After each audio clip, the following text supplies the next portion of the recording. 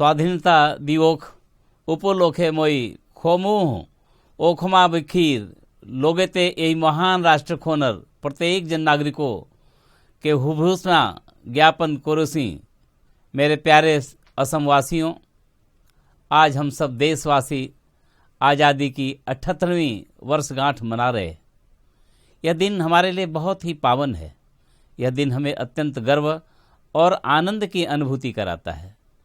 इस पावन अवसर पर मैं भारतीय के उन वीर सपूतों को नमन करता हूँ जिन्होंने देश की आज़ादी के लिए लंबे समय तक संघर्ष किए, अनेक यातनाएं सही और अपने प्राणों की आहुति दे डाली। आज का दिन हम सब देशवासियों के लिए अत्यंत महत्वपूर्ण है।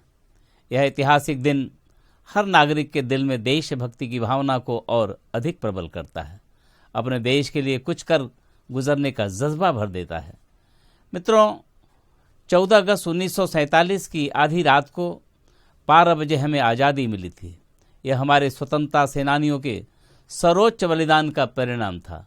उनके त्याग और बलिदान के कारण ही आज हम एक संप्रभुता संपन्न समाजवादी पंथ निरपेक्ष लोकतांत्रिक गणराज्य में शान से रह रहे हैं। आज हमें उन सभी वीर शहीदों, स्वतंत्रता सेनानियों एवं पूर्वजों को एक बार फिर श्रद्धांजलि अर्पित करने का सौभाग्य मिला है। आज इस पुनीत अवसर पर मैं राष्ट्रपिता महात्मा गांधी जी को श्रद्धापूर्वक नमन करता हूँ। वे भारत के स्वतंत्रता आंदोलन के प्रकाश स्तंभ थे। अंग्रेजों के विरुद्ध लगभग 200 वर्षों तक चली आज़ादी की लड़ाई में अपनी मातृभूमि के लिए सर्वोच्च बलिदान देने वाले वीर शहीद भगत सिंह, चंद्रशेखर आज़ाद, नेताजी सुभाष चंद्र बोस, सरदार वल्लभ भाई पटेल, लाला लाजपत राय, बाल गंगाधर तिलक, शहीद कुशल कुंवर, वीरांगना कनकलता बरुआ, बनीराम देवान, पीएली फूकन, हेम बरुआ सहित ज्ञात व अज्ञात देश के सभी स्वतंत्रता सेनानियों को मैं अपनी श्रद्धांजलि अर्पित करता हूँ।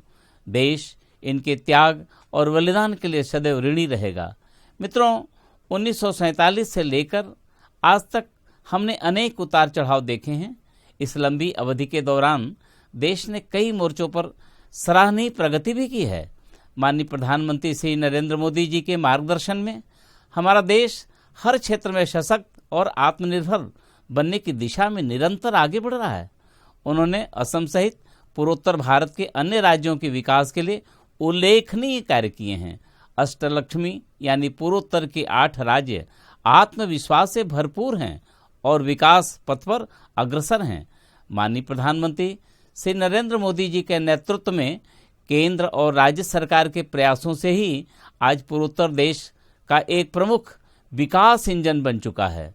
इस क्षेत्र के लिए सरकार ने बिजली, रेल नेटवर्क, रोड नेटवर्क, वायु सेवा, जल मार्ग परिवहन के साथ विकास के कई अन्य कार्य किए हैं। इसमें स्वच्छ भारत मिशन, प्रधानमंत्री आवास योजना, आयुष्मान भारत, जल जीवन मिशन योजना के जरिए हर घर नल कनेक्शन, दीनदयाल ज्योति योजना के जरिए हर घर बिजली, प्रत्येक व्यक्ति का जनधन खाता, किसान सम्मान निधि, मुद्रा योजना, रेवड़ी और फुटपाथ पर बैठे लोगों का सहयोग जैसी अनेक योजनाएं हैं जो सभी को छूती हैं। ना जाति, ना धर्म, ना गांव, ना शहर, हर व्यक्ति की न्यूनतम आवश्यकता की पूर्ति के लिए जो प्रयास किया गया है वह भी इस क्षेत्र के विकास में मील का पत्थर साबित हुआ है। आत्मनिर्भर भारत की कल्पना, वोकल फॉर लोकल की प्रेरणा, मोटे अनाज को प्रोत्साहन, शिक्षा के क्षेत्र में नए विश्वविद्यालय, प्रत्येक जिले में medical college, AIIMS, sports university, technical university जैसी सुविधाओं से भारत के युवाओं को जोड़ने का प्रयत्न हुआ है ताकि आज़ादी के अमृतकाल यानी 2047 तक विकसित भारत का निर्माण किया जा सके। आज़ादी के अमृत महोत्सव की इस उपलक्ष्य में सार्थक करना हम सबका दायित्व और कर्तव्य है। हम सब जनप्रतिनिधि, राजनीतिक कार्यकर्ता, समाज के प्रमुख लोग और सामान्य जनता इस ध्येय वाक्य को सार्थक करने में अपना सहयोग एवं समर्थन दें। यह मेरी आप सबसे विनम्र प्रार्थना है। मित्रों, राज्य के माननीय मुख्यमंत्री डॉक्टर हिमंत बिश्व शर्मा असम को देश के शीर्ष राज्यों में शामिल करने के लिए प्रतिबद्ध हैं। वे समर्पण और समन्वय के साथ राज्य के विकास के लिए प्रयासरत हैं। मुझे विश्वास है कि कि उनके प्रयासों और आप लोगों के सहयोग एवं समर्थन से हमारा राज्य निरंतर विकास के रास्ते पर आगे बढ़ता रहेगा और देश के श्रेष्ठ राज्यों में असम का स्थान सुनिश्चित होगा।